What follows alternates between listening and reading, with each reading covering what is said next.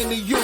Every time we turn live, man, you know it's the truth. Every after show, moving down. This the time to move around. No Gimmicks podcast is going down. Every night, every time in the ring. This is time for no gimmicks. No, we doing our thing. What's your state of mind? State divine. Moving down a statement when we take the line. This is exactly wrestling the state design. When you see Stone Cold like me, with the stunner in the world, exactly, man, what we bring. Every night we move like Brock Lesnar. The F5, no gimmicks. We take you to your limit. What's the feeling? When we live in the air, you know we on. That's the time. Guarantee we move. You know how we respond. The state design. The state design when we feel it. What is up, people? Welcome back to the No Gimmicks podcast here on the DFPN. Real quick note, we were supposed to have Montezi on Tuesday. Due to circumstances beyond his control, he was unable to make it. So we have rescheduled Montezi's interview for next Tuesday. You guys will get that. We'll be live on Facebook and all that great stuff. But shout out to Montezi, guy that does our theme song. Very, very good brother. And he'll be back on Tuesday. But welcome to the show. We got a good one planned out for you guys. We already had a show and a half before we started here tonight. But we got a good show for you guys tonight. There's going to be some references to a certain person that worked at TNT. Cover your ears because we will be talking bad about this person. But before we get to the show, shout out if you're listening to our voices. Follow us on Patreon, patreon.com/thatfeelingpodcast. Subscribe to the Bandcamp, thatfeeling.bandcamp.com. And let's get into the show, man. I want to start here because this one's kind of fresh in the in the wrestling business. We had I don't know if you want to call it a debut, more than a return. But the Wyatt Sicks and how they popped up on Raw caused quite a bit of buzz. I actually watched that live. First and foremost, very good Raw. Raw was a very good show Monday, and we had a lot of good things happen. Return to Seth Rollins, that kicked off something. Damian Priest, who we learned is okay after that spot that happened at Clash at the Castle. So kudos to him. Looks like they're going to be going up against each other at Money in the Bank. So that was some good stuff. But the thing that everybody's talking about right now is the Wyatt Sicks, man. I thought for what they did with this and how they introduced all of them, very well done. Very well done. This reminded me of like the horror movie shows, like how they set it up and the slow draw, the build, the camera angles, how they just focused on each person and how they introduced them and the way they introduced them, bodies everywhere. I thought this was really well done. What did you think about it? No, that's the first thing I noticed about the presentation was how well it was done, how well it got produced. Just to see Bray Wyatt's vision come to life, right, and what he was planning. I mean, the guy was just a master at storytelling. Yeah, and having this thing figured out all the way back to the Firefly Funhouse, and taking those elements and incorporating them here with the Wyatt Sicks.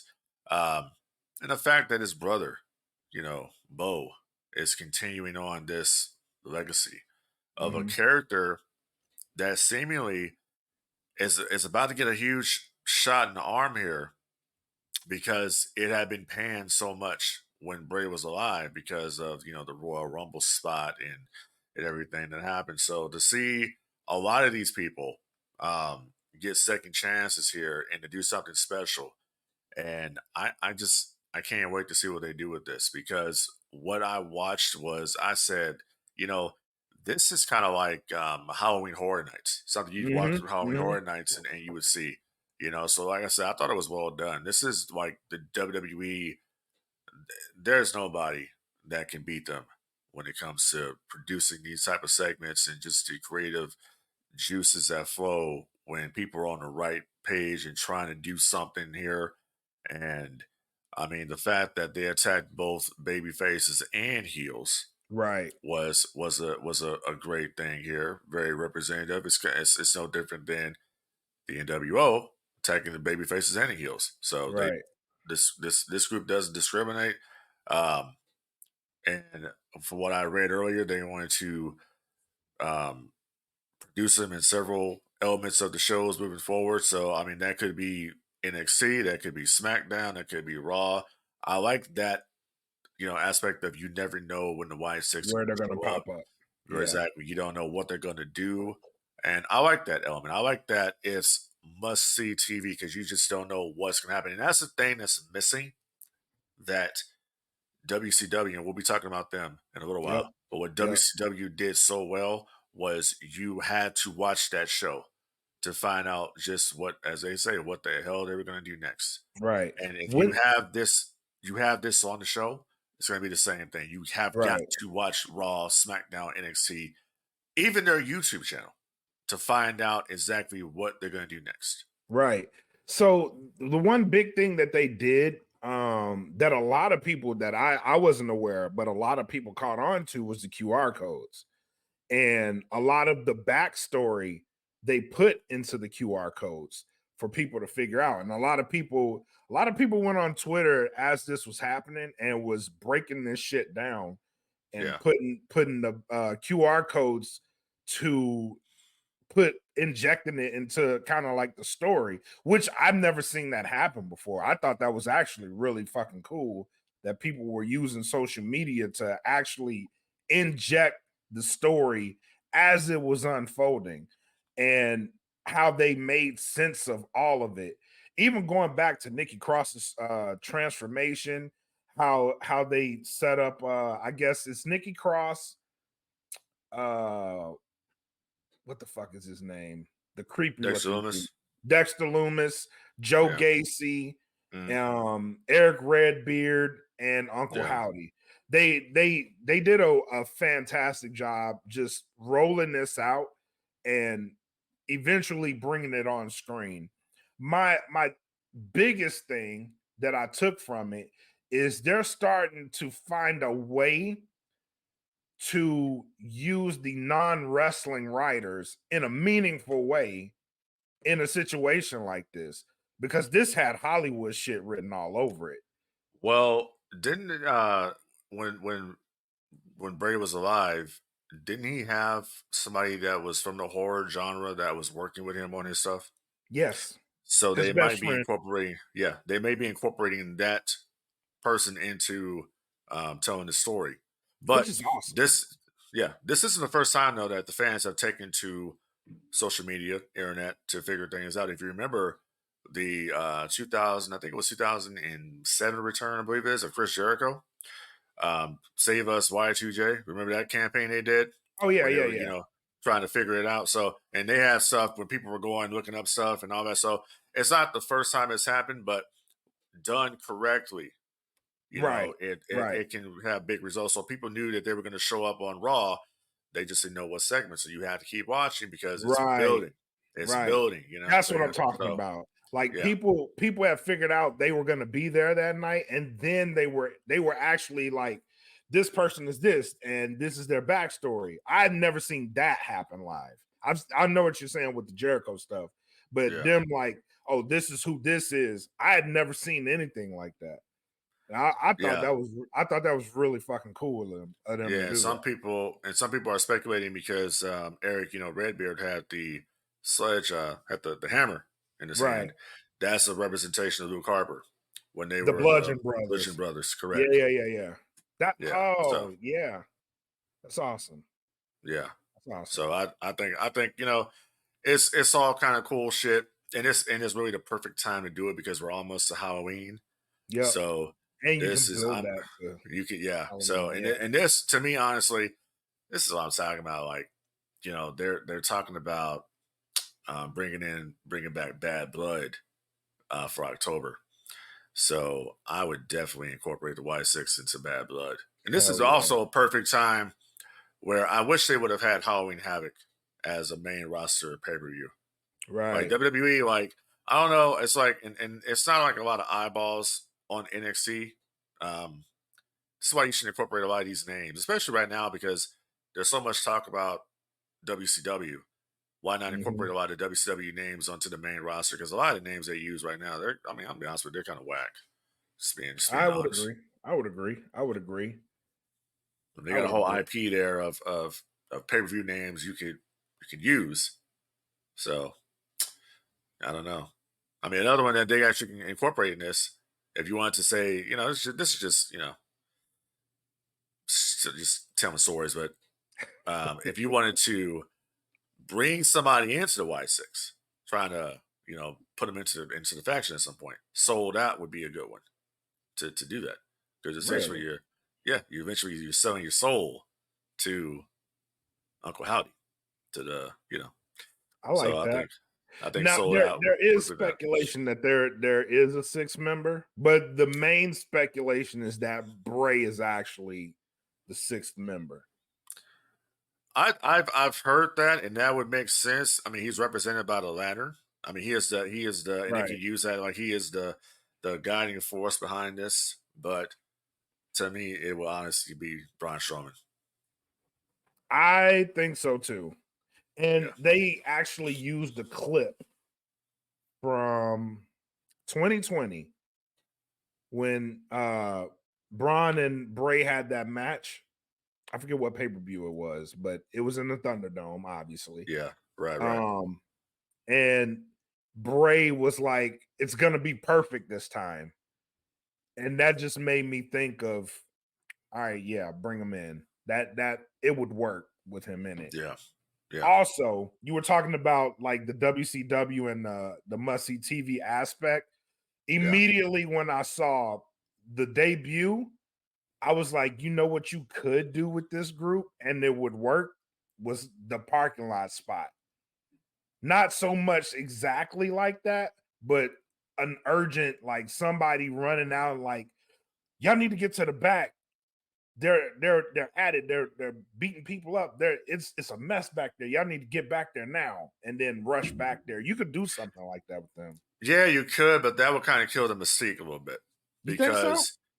because when they did that in WCW, it was essentially these two rebels. This group here being a kind of like a dark side kind of a faction, it would be more of a call if you just start seeing signs that they're there, and that's Right. basically the Mm. lights flickering or something like that. You can bring them in that way. I think like, oh my God, they're back here. Well, that wouldn't work to me because it would kill the aura that they're trying to present. Like you don't know, you know. And what would have even been better is if they had to show it in the gorilla position, right? If it would have been in that sea of bodies, it would have been Bruce Pritchard there or somebody like that upper management Yeah, yeah. that would have been there because that was Gorilla. Yep. So that would have been cool. But I overall presentation for what I saw and where I think they're going, it's a 10 out of 10 for me. I really enjoyed that segment. I enjoyed it too. Now, Yeah. you said going forward, I don't know where you go after this. I don't because that was It's a it's hell of a debut. it's yeah, it's gonna have to be sporadic, but at the same time, you can't just say, okay, Uncle Howdy, you're gonna go and we're gonna fuse you in with Cody or we're gonna fuse you in with Damian Priest. You would have to basically and this is kind of where I think what this is what's gonna be the problem with the Y6 is they're gonna steal all the heat from the Judgment Day. Because Oh, essentially most they're definitely. doing the same type of group here, but people are going to go with the White Six Oh, over the Judgment Day. And the yeah. Judgment Day now, because of this shit they got going on with Dominic and Liv Morgan, which to me just doesn't seem natural at all. And I think the whole card room key that's kind of lame, to be honest. But I do say at one point we're going to see a betrayal of for Finn Balor. I think Yeah. eventually Balor is going to turn on Priest, because at the same time you got to look at it like this. So where you go with the storyline with Damian Priest and Seth Rollins is Finn Balor is the guy who was the first Universal Champion, and Right. Seth Rollins is the person that injured him. And you never really got that feud about that. And now it's kind of like Finn Balor here, who has a history, the Bullet Club, and you're kind of like saying you're playing second fiddle in the Judgment Day faction when, like, dude, I was the first Universal Champion, and people seem to forget who I am and forget that I'm Prince Devitt. Right. So I think there's some meat there that could attempt to try to cook at some point. But They you have did all kind of the seeds too. but you have all these. It's amazing to me that you have majority all the Bullet Club members in WWE right now. Yeah, the originals. The originals. All correct. of them except Fale. Correct. But you have all the characters, man. Like I'm just thinking, like, man, of a super faction there that they could do there. But you have the ingredients there to cook, but everybody's got different dishes that they're in right now. Yep, this is true.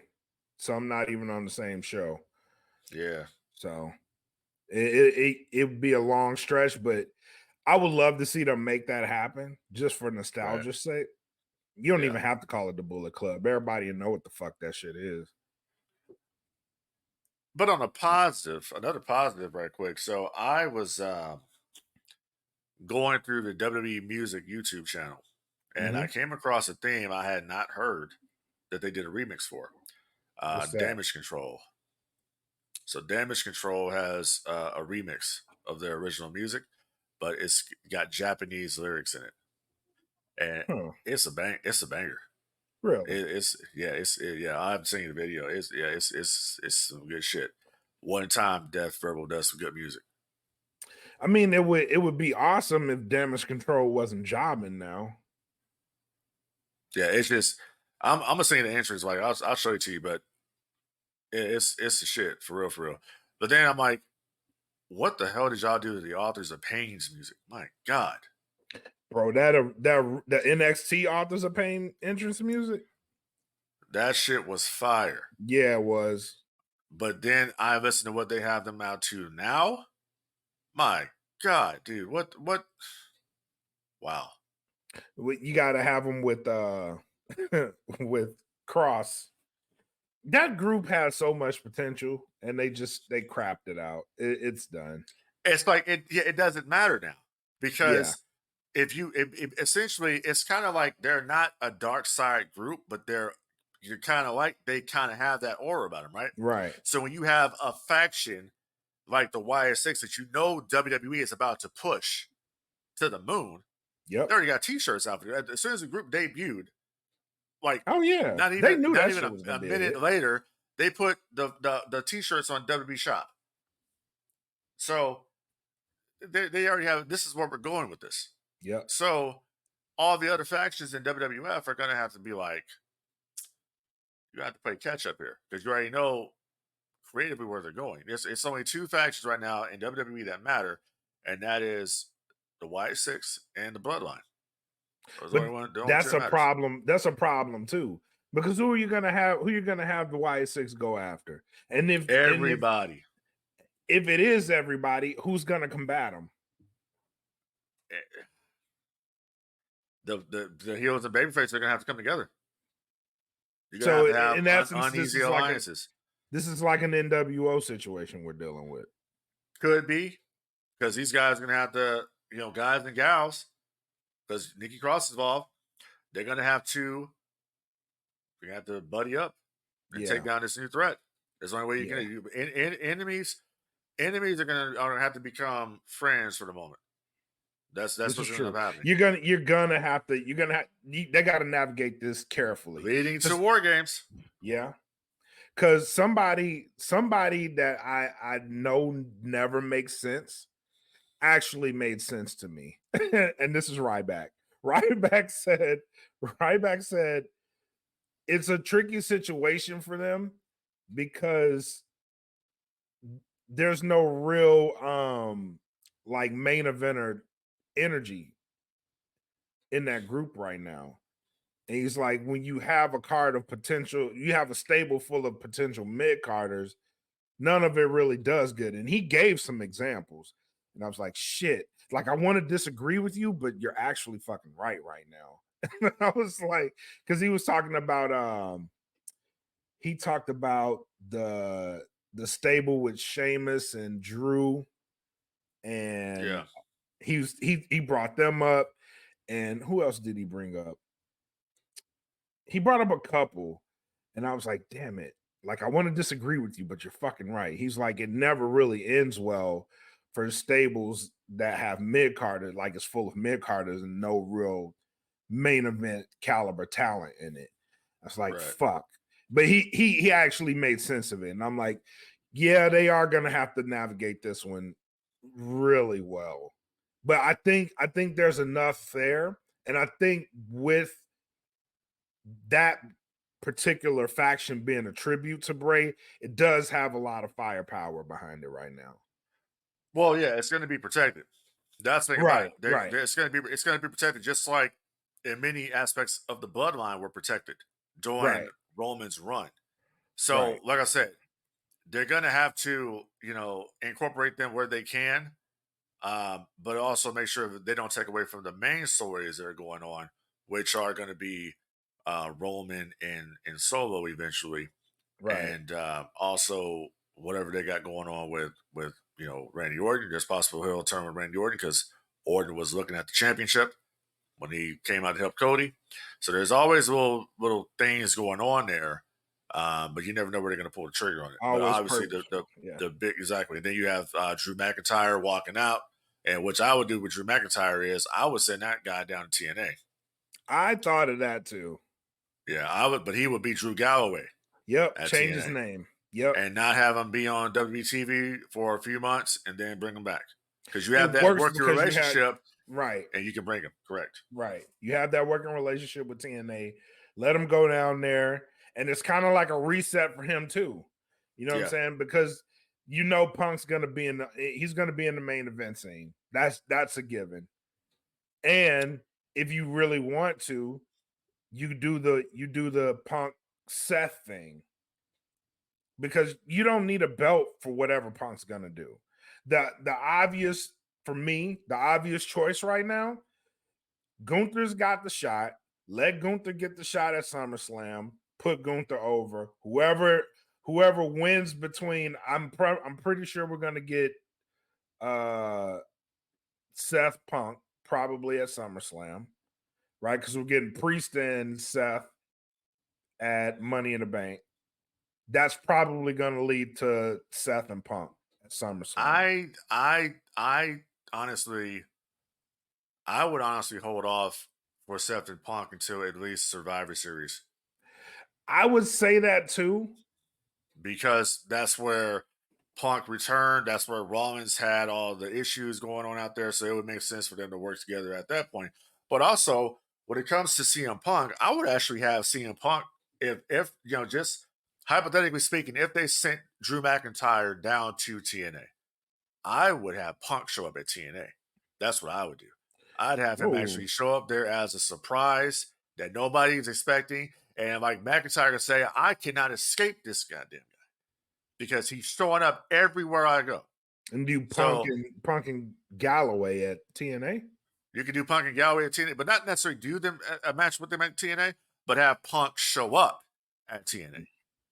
And that's going to bring, how does he get back in it? Well, you got to come back to WWE if you want to wrestle me. We'll do it at SummerSlam. What I would do. I like that idea. Because nobody is expecting to see Punk. Right. I like that idea. Punk hasn't been in TNA since what, 03 or some shit like that? 02? Yep. So he, just the thought of him showing up there, like, that's not going to happen. It happened. And that would make it work because no one thinks it's going to happen. Yeah. I like it. But then, and here's the thing. because I think Damian Priest right now he's riding a wave of momentum. Yeah. I actually don't want to see him lose the belt. Right. But I know come SummerSlam, his time may be up. You know, I'm a Priest fan, but it's something not working here. I don't know what it is. And he's coming I to his think it own, I but it's think it something is. not working. I think it's starting, but I think right now the cloud of post WrestleMania, like, is he the guy? I think that's still hanging over him a little bit. Yeah, but they haven't really given it a chance either. Right. Exactly.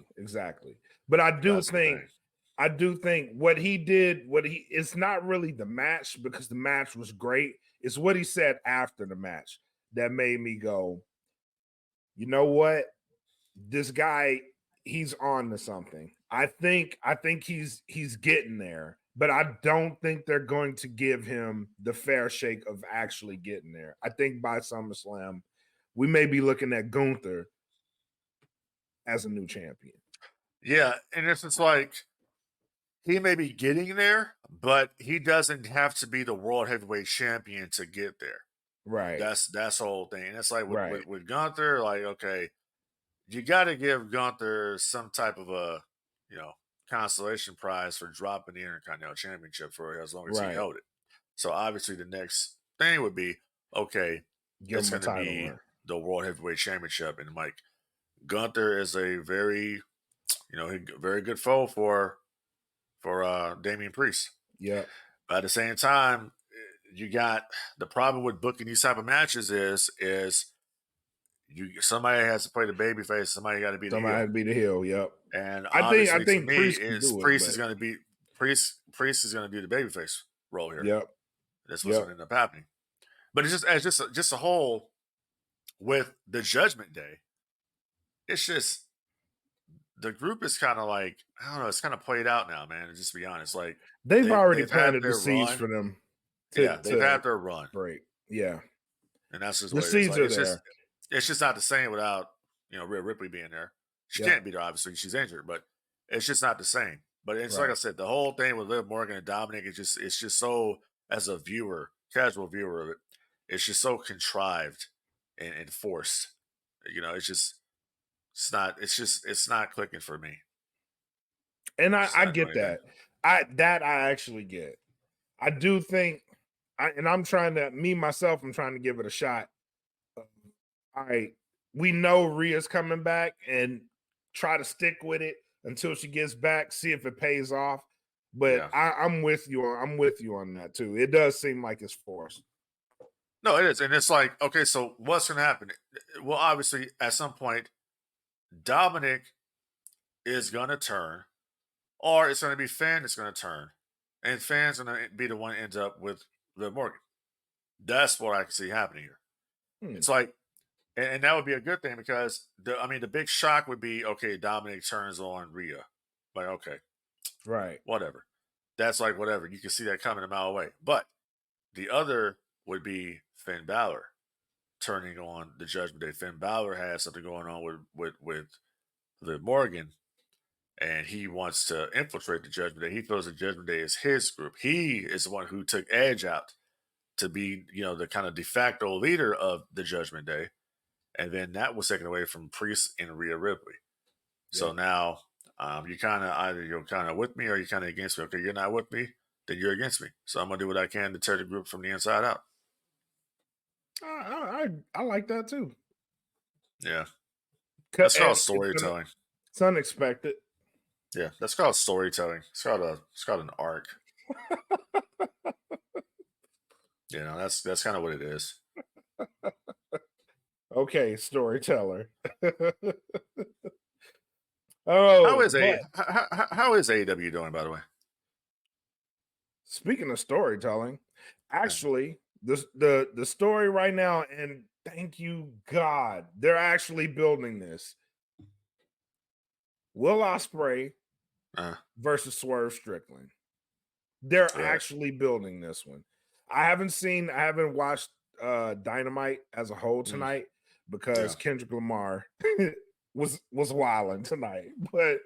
But what I've seen from Will Ospreay and Swerve Strickland, A+ tonight. Yeah, I read some of the transcript of the promo, but I guess I'll check it out on YouTube. A+. It Yeah. was good. It was really good. And I walked away from it thinking that's how the fuck you build to a match. Thank you. Thank you and thank you. So let me ask you this question. So do you think that the experiment with the new faction has paid off for AEW? No. You talking about the Elite? Correct. No. I think I we would both give agree it with I that. would give it a no. But there's enough of it there. There's enough of it there to where there's eyes on someone else. Like tonight, from what I seen tonight, that shit was funny too. So you have Mark Briscoe cutting a promo, and then out of nowhere fucking walks Jack Perry. And Yeah. Mark Briscoe goes, "Get your ass out of here, Jack Perry." The way he said it was funny as fuck. But there's enough heat on them to where they can transfer that shit to somebody else. And they can run with it like Mark Briscoe did. But other than that, nah. I don't think they've established themselves. I don't think they've established themselves as top heels in the company. I or don't top see, faction in the company. Yeah, I don't see the heat myself. I don't see it. It's not, and I want to say it's not go away heat. You know what I mean? People genuinely do hate them. Yeah, but not for the right reasons. Right. That's the difference between a good heel, right, and someone that's actually hated. Correct, exactly. Like you, right. You. So when Ric Flair was a heel, you hated Ric Flair. You wanted to see him get his ass whooped because you wanted to be like Ric Flair. You wanted to have all the women and have all the money and the suits and all that stuff. You like there was people that like, damn, I hate this suit, but I really like Flair. I want to be Flair. Right. You don't with them have is anybody with that them wants is to be, it's right. Nobody wants to be them. They just want to see them get their ass whooped. But to their credit, I don't even know if that's the case. I just think people want to see them on TV. I mean, the well, ratings show it. Too. The numbers show it when their segments are not drawing anybody, but that too. But they do, for me, a good enough job getting it off of them. You know what I mean? It's like they know people hate them. They know this, and they kind of troll the shit sometimes because they know people hate them. I guess. Yeah. But yeah, overall though, the product of AEW, I am seeing a change. From what I saw tonight, they did segments, less wrestling, more storytelling. They're starting to hit a groove with that. That I am noticing. Well, hopefully it pays off in the long run. Hopefully they can get people to come back to the arenas. Tonight was actually it was a hot crowd tonight. It was an actual hot crowd. Hot crowd versus a paying customer versus people in the building. That's three different things. That is true. Now they do have work to do to get there. So that's what I mean. Hopefully it works off. I do believe they're putting the work in. That is fair. That is as fair as I can give them. I believe that they're putting the work in. Whether that will translate into people actually investing their time and money into the product, that remains to be seen. But yeah, I do believe they're doing it. And then the thing about this is that don't get it twisted. Like I'm not coming up here and trying to bury AEW. I don't watch their product. When this venture first started with AEW, I was one of their biggest supporters. I watched their first pay per view and just it's crazy that night. When that happened. Seeing Bret Hart out there with the belt, um, John Moxley showing up at the end and confronting Omega and Jericho. That was good shit when that first happened. You know what I mean? Mhm. And just watching the weekly show. I mean, it was cool to have another wrestling show to watch, and then it being special to me because it was on the Turner networks. That's where and just having Shivani there with Jim Ross. That's great, and there's so many great moments that they've had in AEW, and just somewhere along the lines it just fell off. So I would love for them to get back to where they used to be. I would love to see them drawing people back to the shows. I'd love to see the ratings go up for the shows because I know a lot of people out there, a lot of the wrestlers, they go out there and they're literally busting their ass out there, Mhm. for our entertainment. So I'm not exactly come out here trying to bury them. I would love for the product to get better. And we've had many, many times we come on this podcast where we have put different scenarios creatively on what could work in AEW, different things they could do. And let's not also get this twisted. Everything is not hunky dory and positive over at the WWE either. They've Nope, lost a lot of momentum since WrestleMania. So it's that is just a the fact. brand is not as hot as it was. I mean, they're doing good, but they've dropped a couple of cylinders. I have to say that, you know what I mean? The Wyatt Six is just one aspect of trying to rebuild over there, Yep. but they got a lot of work to do because They took a gigantic step in a positive direction with the Wyatt Six because it yeah, and that's was like I it was said, flat. that's It just was one flat. element. That's just one element though. Like, Yeah, that is true. I mean, we gotta see what else they can bring to the table. But, hopefully, like I said, hopefully for AEW, hopefully it works out, you know. But they Yeah, just gotta get the focus back together, do some concise, creative stories that's gonna draw in not only their hardcore audience, but gonna draw people in that don't watch it and let right. them see what we're doing and potentially grow an audience. You cannot survive on just your hardcore fan base. That's not going to work. You got to draw outside of this. That's why the WWE always looked outside of it. Like we know we have our fans, but we need to go get those fans, and that's how it works. Yep. You know, Agreed. that's why they were afraid back in the day when they launched Nitro. They didn't like that idea because they basically said it's going to split the audience. Like we're going to have so many people watching our show and then so many watching that show. So they did not like the idea of Nitro going head to head, and they didn't like that. You know, they didn't think it was going to work, and obviously it did. For a short amount of time. Yep. Agreed. Speaking of Monday Nitro, let's Yeah, go. Let's go into it. Who Killed WCW episode 3? Now, this episode focused on the latter years of WCW, particularly the decline of the product, how the product declined, and then the focus on the network and their attitude towards WCW towards the end of WCW. And we opened up this attitude, not the attitude, we opened up this episode with Brad Siegel. And Brad Siegel said out of his mouth that he wore a lot of hats for the company of TNT. They had a lot of things that they were into. His least favorite was WCW. You yeah. cannot, you cannot sustain a company if you have somebody running the shows, not really running the shows, but like in charge of it all. And his attitude towards that company is fuck this shit. I don't care about it. Like they were doomed with him in that position. Doomed. So Eric Bischoff on his 83 weeks .com, his 83 weeks podcast on YouTube, he actually does a reaction after the episode is aired.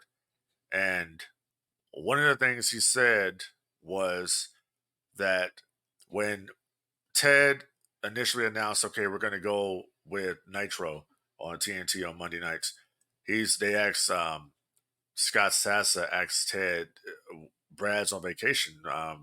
what do you think Brad's going to think about this? And Eric basically said, Ted said, Brad's a good guy. He'll come around.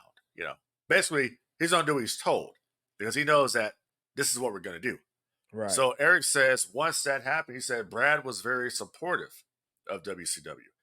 He said he allocated a lot of budget to research, for Nitro, and helped a lot. He got money for the set. He got money for the opening that they did for Nitro. He did a lot of good stuff for WCW. He was very supportive of WCW, even if he didn't want to be. Right. Because Brad's ultimate goal was to beat the USA Network. That's what it was. Mm-hmm. He didn't give a shit about wrestling. He's not a wrestling guy. But he understood the revenue, understood the rating that they were going to get if they beat USA. Problem, though, with WCW is that you have the organization behind Ted Turner that did not want professional wrestling. You had people under Ted Turner that didn't want professional wrestling. And that's the problem. This thing can be making as much money as it wants. It doesn't matter. And at one point, they were sustaining themselves at WCW, where they didn't have to have any of the money from, ads and all that shit. But their money got gutted. Their budget got gutted, especially moving towards the merger, because they had to beef up these other properties, and then it made WCW look like it was a money loser, when in reality it was not. As Guy Evans said, at one point in time, WCW was making in excess of $200 million a year is what they were pulling in. So they took on, and I don't know if they got to that part or not, but they took on the third hour of Nitro to essentially pay for Thunder, because Ted wanted this show, but Turner didn't want to pay for the show. So they said, okay, Ted Turner wants this other show, but you are going to pay for it. Which they weren't getting a licensing fee from that. It's like, and they brought up a good point. They said, where would AEW and WWE be today if they weren't getting that TV rights fee from the networks? Bischoff wasn't getting that from Turner. Right. They were doing this shit on their own. So that's why it's laughable when people like Meltzer come out and talk about WCW and financials and all this shit, when it's like, bro, they were making their own money and paying themselves. They did not have a licensing or rights fee from the Turner networks. It just wasn't there. And it's this also this episode was titled New Blood, so it essentially talks about Vince Russo coming into WCW and what led to all of that. And I've talked to Vince a couple of times, interviewed Vince a couple of times. I think Vince is cool. He's a very nice guy. I've interviewed Bischoff. He's a nice guy as well. Yep. And I know the story of Russo. And Russo basically was kind of under the microscope here to defend himself and defend his actions. And he came out and said basically that he's partially to blame for Eric Bischoff being, fired, which I don't believe that. I don't believe that either. What it comes down to, and Eric said this, is Eric was supposed to have a meeting with someone at Turner. He thought the person that he was talking to was a friend. The person kind of stooged him out to this person he was going to have an interview with. And the next day he gets a call from Harvey Schiller. And Harvey Schiller says, I need you to come up to my office. He's like, what are you doing? He's like, I'm on my way to the office. Come up to my office right now. He's like, well, can we do it later today? No. Come up to my office right now and talk to you. And that's when he let him go. So Eric said basically that he had a pay or play option in his contract, which basically said that when he was fired, they had to sit him at home. He would sit home and they paid him. Mm-hmm. So when he comes back, the story comes, well, Brad Siegel realizes after 3 months of Russo's content, just wasn't working. And it was not ad friendly at all. Not advertising friendly at all. They covered this, yep. Yeah, so they had to make a change there. And what ends up happening is Bill Bush says, we're going to form a committee. And now Russo is the same way. I didn't sign up to be in a committee. I signed up to be the head of creative for WCW. I'm not interested in the committee. I'm going to go home. You figure out a way to pay me. So obviously he must have had a pay or play in his option in his contract as well. So both these guys are at home. Kevin Sullivan is now in charge of creative for WCW, and we all know what happens after that. Kevin Sullivan gets in charge. The Radicals leave Yep. and go to WWF. And Eric is sitting in a bar with his wife, and they're playing Monday Night Raw, and he saw the Radicals in the front row. And he says, WCW must have really hit rock bottom if these guys have jumped ship to the WWF. And he says, I guarantee you they're going to call me to come back. And that's what happened. And they did. Yep, they did. Now, in the episode, this is where in the episode that they talked about the relationship between Russo and Bischoff. And I think there was a miscommunication. Yeah. Which when Bischoff comes back, it's assumed that he's going to be watching Russo. And Russo is under the assumption that Bischoff isn't his boss. But it's kind of like they're both confused on what the role is. Yeah. And it kind of fractures that relationship. Even Bischoff in the documentary, he was like, professionally, I don't really like Russo. But outside of that, he's a nice guy. So they tried to make it work. It just ultimately, that relationship, it didn't work professionally. It wasn't gonna work professionally. Yeah, and what I got from that is I think Brad Siegel might have been playing both sides here. I think think he so was too. telling I think so Bischoff too. one thing and then telling Russo another thing. So But that's why Russo felt like he didn't have to answer to Bischoff. Right. But And vice versa. Yeah, but I think Brad trusted Bischoff more because he Right. said we had a very good working relationship when he was here. We had success when he was here. And I think Brad Siegel was initially trying to make that, trying to bring back the magic that they had with WCW in 96, 97, 98, half of 99. I think that's what he was essentially trying to do. But the way he the did wheels it had was, fall. yeah. The The wheels way had he fallen went off, about though. doing it was wild. But he's the 'Cause- same person that said professional wrestlers are pathological liars. But I'm under the belief watching this that, sir, you are the path. Yeah. Yeah, because You were are playing both sides. if he had went about this in a way that you could have had them co-creative, like you could have that, and it would have worked out way better. But you had this man, you had Bischoff in a role, kind of like Vince McMahon, where he's like the last dime, except Russo doesn't know this. So Right. Russo is like, even Russo in the documentary was like, tell me he's just make him head of creative. Like, if that's what you're trying to do, just do that. Yeah. And just let it be that. But the role wasn't clearly defined. And I think that fractured an already fragile relationship to where you're not really going to trust anybody, because from Russo's point of view, it's Bischoff and Hogan, because Bischoff, even in the documentary, is like, the way he's doing Hulk Hogan is like you're sneaking around him, because Hogan had the creative control card.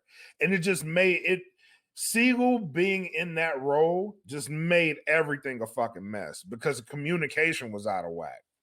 Well, and also, in my view, as we get to Bash at the Beach 2000, where the big controversy that happens here is going to be the finish to the Jeff Jarrett versus Hollywood Hulk Hogan match.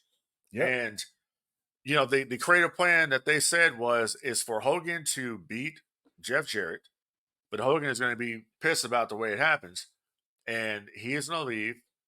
Yep. And come back in October at Halloween Havoc and come back and face whoever they make the champion. That was the plan. Russo didn't want to do that. Russo felt they needed to go another direction, which would be Booker T winning the championship, or whatever they had planned. I don't know if Booker T was on that. I mean, he could be Jeff Jarrett winning. I believe Jeff Jarrett was the original plan. and then have him and Booker wrestle later in the night. I'm not sure. But when you look at it like, so Eric says on his podcast, Eric says Conrad Thompson pointing out and asked a question, he says, would you be willing to talk to Vince Russo on this show? And he says only if Vince Russo could tell the truth about one thing. At Bash at the Beach, we had a meeting in the trailer that was set up at the Ocean Center in Daytona. I was in that trailer. Vince Russo was in that trailer. Brad Siegel was in that trailer. Hulk Hogan was in that trailer. If he was to tell the truth about what the finish was, I would be more than happy to have him on the show and talk to him. But at the same time, he says, we all agreed to one thing. I don't know what happened after me and Hulk left that trailer. What Brad Siegel told Vince Russo. I don't know if there was another conversation. Right. So that's kind of where we're getting at here. And I think that's what it was, because Hulk Hogan legitimately sued WCW after Russo did that promo. And I think the judge said in the case, I think the case went on to about 03, I think it was. But basically the judge says Russo's not really at fault because he said remarks about Hulk Hogan, the character, not Terry Bollea, the man. So that was pretty much a done deal. And you didn't see Hogan again on a national promotion. I mean, Hogan did some stuff for the XWF, but you didn't see Hogan ever again on a national level until the WWF run in 2002. Right. So I think that there's just a lot of stuff that, and Russo, I mean, Eric just says that he just doesn't trust Vince Russo. That's what he said. Yeah, because on the documentary, so on Who Killed WCW, the story was, it's kind of like how you said it, except, and even Russo kind of admitted it, that he went into business for himself. Right. Was the plan was the Jared Hogan angle was supposed to happen. Hogan gets mad, he walks out. Bischoff and Hogan were under the assumption that was it. That you go back, you'll come back in October and you'll battle whoever wins. And Russo says that he went out afterwards. He cut that promo, but he was in character. And according to him, Booker T was supposed to get the belt that night. But he admitted on the documentary that was something that he did. He actually kind of went into business on himself for himself. And even Bischoff said that. He's like, he went into business for himself. That was not the plan. That's not the plan that they talked about. Right. And then, that further goes into Booker T saying pretty much that, he didn't believe that he could ever become the WCW champion.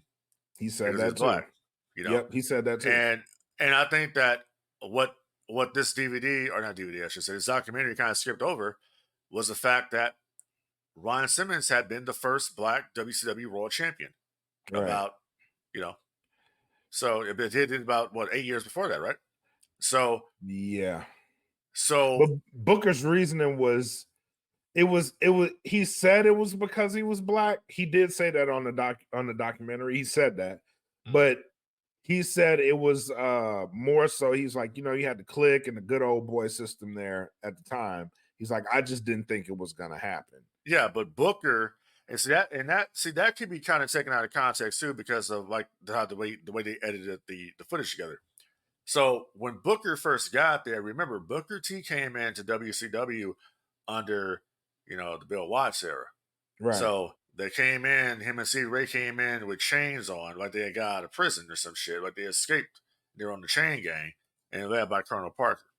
Right. So that's was their entrance into WCW.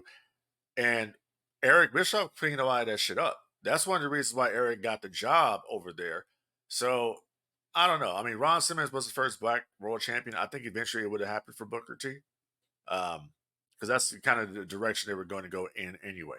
But one Russo of the things was definitely willing to go in that direction. Yeah, but one thing that they did not mention on this documentary, and maybe they'll mention it next week on episode 4, But they did not mention on this show was the racial discrimination lawsuit that was filed against WCW, which led to Booker T becoming the world champion.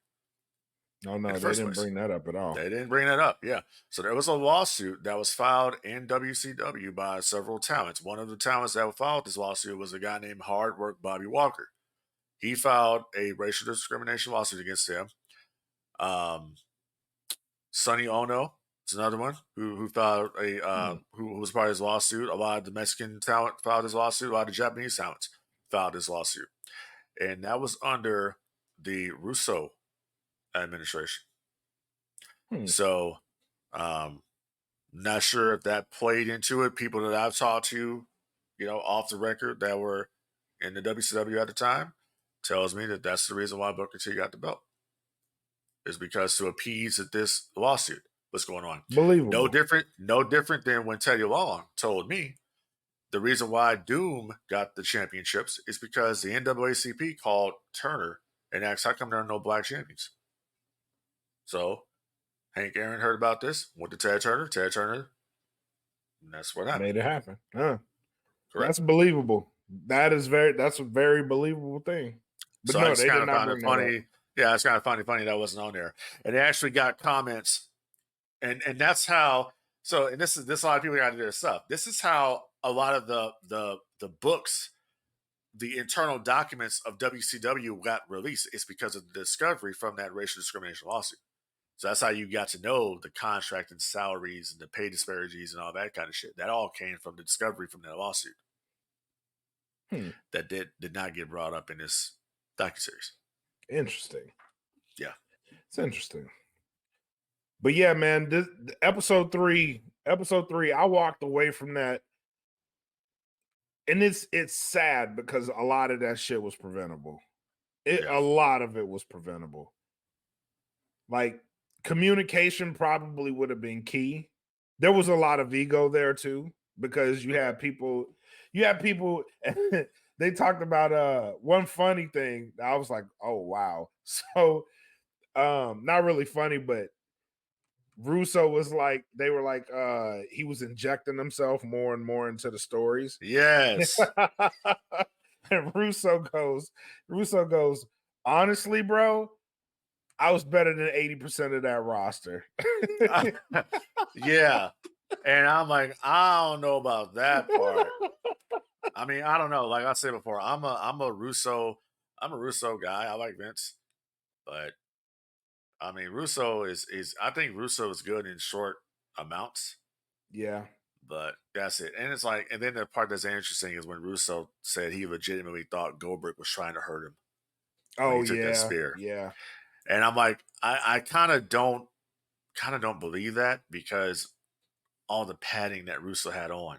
He had a helmet on. He had the helmet on. He had the shoulder pads on. I mean, he says that he was supposed to spear him to the entrance. I'm like, well, the way that cage is configured, I don't know how that was going to happen. Bro, you were hitting that guardrail regardless. Yeah, but you didn't even like Goldberg. To me, it looked like he protected him the best he could. He did. Because I looked at it and it's like you didn't really hit that hard, bro. You had a lot of padding on. Like this ain't the ballet. Right. You're gonna hurt someone. You had a helmet on. He took care of it. Yeah, he took care of it. You had a helmet on, and even Goldberg was like, if I was really trying to hurt him, he'd be 6 feet under the ground right now. Yeah. Like, I kind of believe that. Yeah.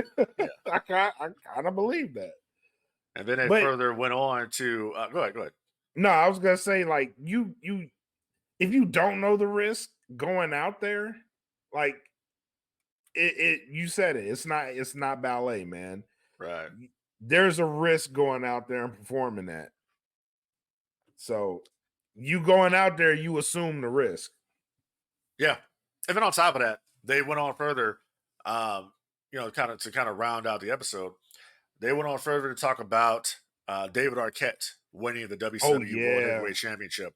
Yeah. And, the fact that they had an idea. They were going to do a tag match on Thunder. It was Eric Bischoff and Eric Bischoff and Jeff Jarrett versus David Arquette and Diamond Dallas Page. It was for the world title. Yep. And they initially, had an idea what they're going to do, and then Tony Schiavone comes in and makes a suggestion to Vince. He says, "Hey, wouldn't it be kind of like a interesting idea if David Arquette won the belt?" And they brought everybody back in. They agreed to that, and then DDP was like, "Okay, so what's the finish?" No, that's what the finish is. No, seriously, what's the finish? Yep. He's like, Even no. DDP. He's like, no way. And then David Arquette was like, no, I don't want that's it. not. I don't want to do it. Yep. And then what thing about Arquette that Arquette is telling a story about how basically it was going to go. Radio Rumble was going to go into bring the Radio Rumble movie into the WCW programming. And one of the things that he said that I found very interesting is when he won the championship and he's back in the back and he sees Booker T. And he asks Booker T, "How many times have you won a world title, Book?" And Booker says, "I haven't." I ain't never won it. And that killed his momentum. Like, fuck. Like, he felt like he just felt like absolute dog shit. Yep. And I just, and it's like, I mean, Arquette did the best he could. Listen, Arquette earned my respect a long time ago because Arquette actually paid his dues on the indies doing shit. Yep. He paid his dues. So, I mean, people still tripping about that or whatever. It is what it is. I mean, Vince Russo made himself a WCW champion at one point. I think that's the nepotism that happens there. When you make yourself the WCW World Champion, and I'm a Vince Russo guy, but I'm like, dude, that ain't good. That's the difference between you making yourself a WCW World Champion and then Vince McMahon making himself a WWF Champion. It's two different things there. You know what I mean? So, but that's pretty much the way that's pretty much the way the episode ended. Next week on episode number 4, they're going to talk about essentially the end of WCW. They're going to get into just everything that happened. The day of the last Nitro, nobody knew nothing until Shane McMahon walked through the door. And I hope they got footage of all this. Apparently, they got some cam footage that people were shooting that day. Yeah, they were showing like the preview to that episode, and it was footage I'd never seen before. Nobody saw it until they made a call and found out that somebody had been recording all this, recording this shit, and that film should be protected. But that's they were recording this. Yeah, they were recording this stuff, and nobody knew. Like it was pretty much the end, and I can't wait for them. I know the story of Fusion Media coming in and trying to buy WCW and Eric Bischoff having his partners, and they raised $64 million in capital to buy it. And then Jamie Kellner comes in. AOL Time Warner merger happens. Jamie Kellner comes in, is put in charge of TNT and TBS. It says basically, we don't want the rest of the networks. You can buy the rings, you can buy the videotape library, you can buy everything, except you're not going to have a TV time. And that's what led to the demise. And then the WWF comes and picks it up. And we're going to see all that next week. And we're going to hopefully maybe a surprise interview from Jamie Kellner. Not saying it's happened, but it'd be kind of cool to see him on camera talking about this. Most definitely. Yeah. Most definitely. And that pretty much was episode 3 of the Who Killed WCW on Vice. Yeah. It was very good. It was a very good episode. I am really looking forward to episode 4. I really am. As much as I know it's gonna suck seeing all of it, because you got to relive this shit. When WCW folded, I was actually sad about it. So it got even worse for me, over time when the network started up, and then they actually have the signal, the satellite from that night where it says, "Thank you and goodbye." WCW with the classic Nitro music playing in the background. Yep. So, I mean, the last image of WCW you see is Shane McMahon on the Tron and Vince McMahon in the ad for WrestleMania 17. That's the last. That's it. There, you don't hear Tony Schiavone or Scott Hudson on there. You don't hear any of them. It's just that's it. Yep. Yeah. The last voice you hear on Nitro is Jim Ross. Yep. So you're gonna have to relive that shit. So yeah. So I'm looking forward to it, but I know it's gonna be a heavy episode, especially for WCW fans. So yeah, hell yeah. But yeah, man. Final thoughts. What you got? Final thoughts is actually nothing. There's just I have no final thoughts. It's no final thoughts tonight. No final thoughts tonight. Just everybody out there, just like what you like and don't give a fuck who don't. I dig it. No spay your pets, nothing like that. Oh, you can spay them, but Help control the pet yeah, you population. can help control the pet population all you want to, but if anybody's not going to adhere to that, then I don't know.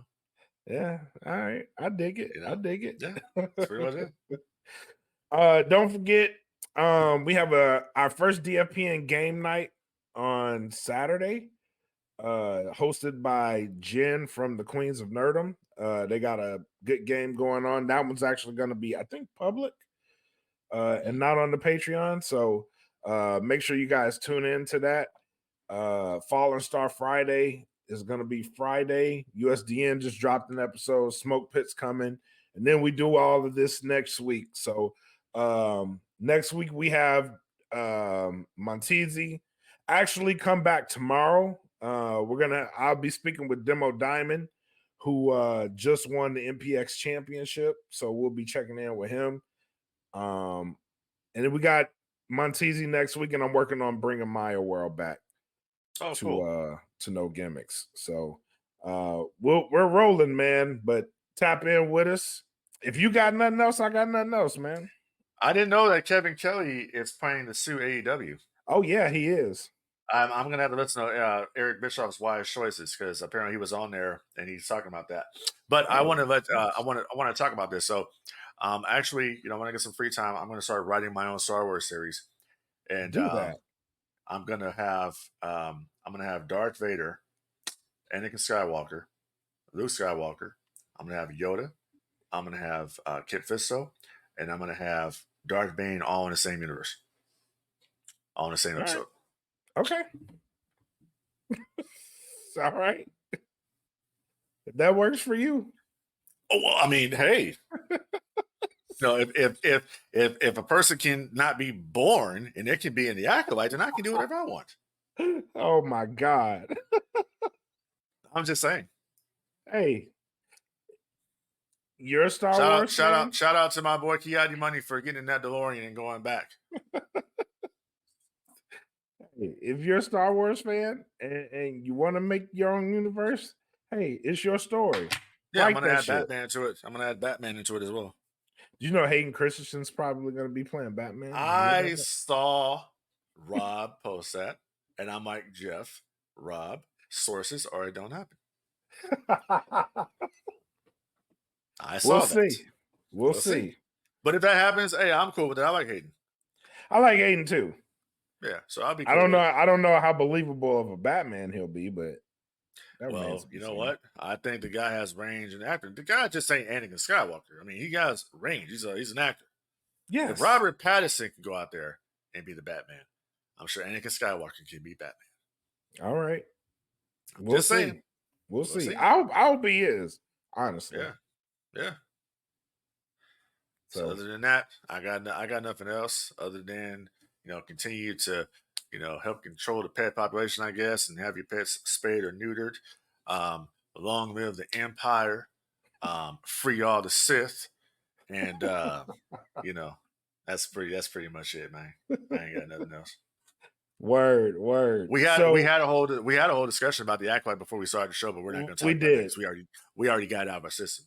Yeah, we did. We absolutely did. Yeah. All right, y'all. So hold on. Go ahead. I'm gonna give a little brief synopsis right quick on episode 4. Oh my what I God! thought about Here it right we quick. go. No, I'm gonna just say it like this. All right, look, was episode 4 like a bad show? I didn't think it was that bad.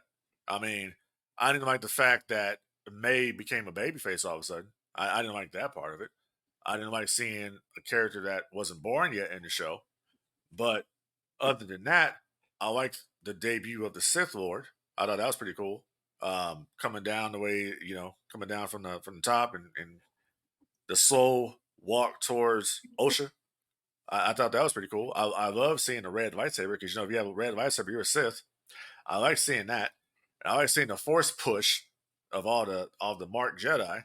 So I mean, hey, it was cool for what it was. If it's on a scale of 1 to 10, hey, bro, easily, no doubt, I give this a 3. Wow. I'm not touching that because we'll be here another hour. I'm just saying. I'm actually pointing I'm out. not touching I'm it. actually pointing out the positives of it. I'm not doing it. I'm Nope. actually pointing out the positives, man. That's great. I'm not doing it. No, I think the Sith Lord was pretty cool. Now it's like the question is going to be who's the Sith Lord. So it's only two people it can be. It can be Mother Quarrel. It could be her, or it could be. I like the idea. I do like the idea though of a splinter Jedi group that have turned to the dark side or using the dark forces. I like the idea of that. You know, that would make sense. Because we've seen that continuously in Star Wars, where you've had, I mean, it's shit. That's what the majority of and okay, that's like, the Star Wars fans are complaining about shit. That's where the majority of the Inquisitors are. Fallen Jedi, fallen Padawans that have gone to the dark side. That's what they are. Yeah. So. You're muted. Son of a bitch. I'm actually interested. I didn't say that was a big deal. I'm actually looking forward. Let me move out the way. Okay, cool. I'm actually looking forward to seeing this revelation if it is a Splinter Cell, because they said it. I think a Jedi trained her. So I'm that's intriguing to me. Even if the show is a shit show with shit writing, that's intriguing to me to see where they're gonna finish it off. I'm just saying it ain't all bad. I've seen worse shit. You feel me? I've seen worse shit. That's all I'm saying. I'm not touching this. I'm intrigued on that. I'm not touching this one. Here's what it is. We'll come back for episode 5. You might come back for episode 5. You might come back. Not touching it. I'm good. Stop being a pussy. Nope. Not doing it. Not doing it. Mark. You're being a mark.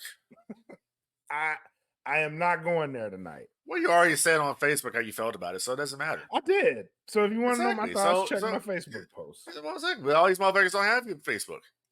Well, exactly. Check my Facebook. Why don't you go ahead and give? That's the thing about what we do here on No Gamers. Why don't you just go ahead and give I gave my thoughts. Give your thoughts. It's whatever. We're talking. I thought, and I'll say it briefly.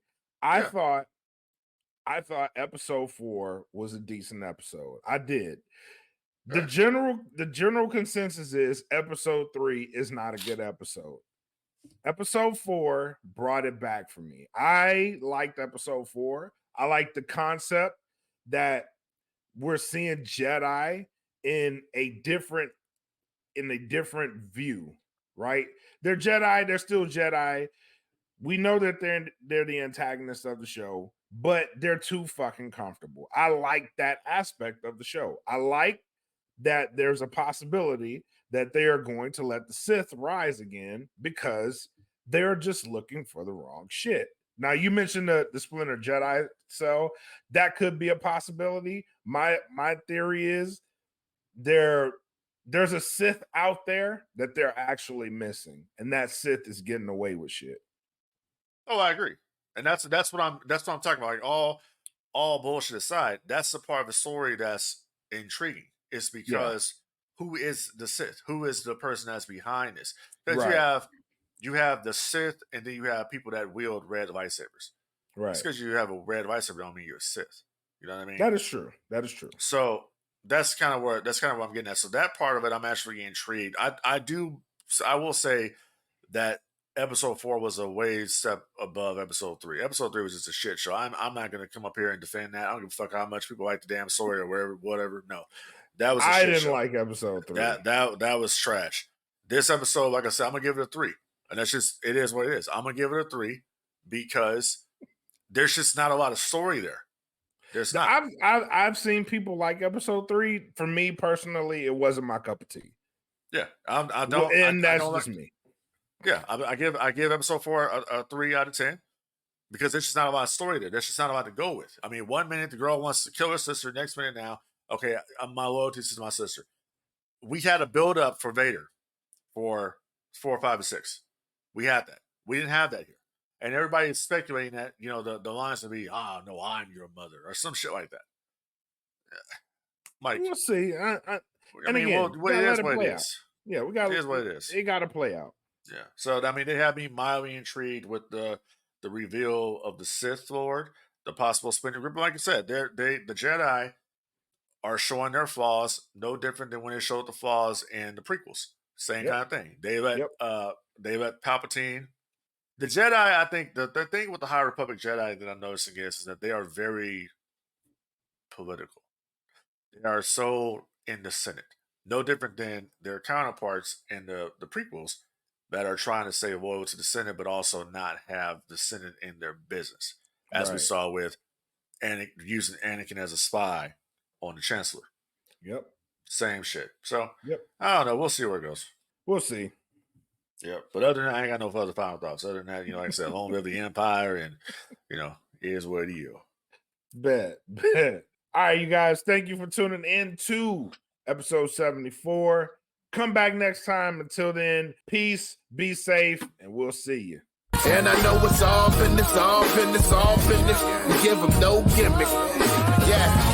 And I know it's all business, all business, all business. We give them no gimmick.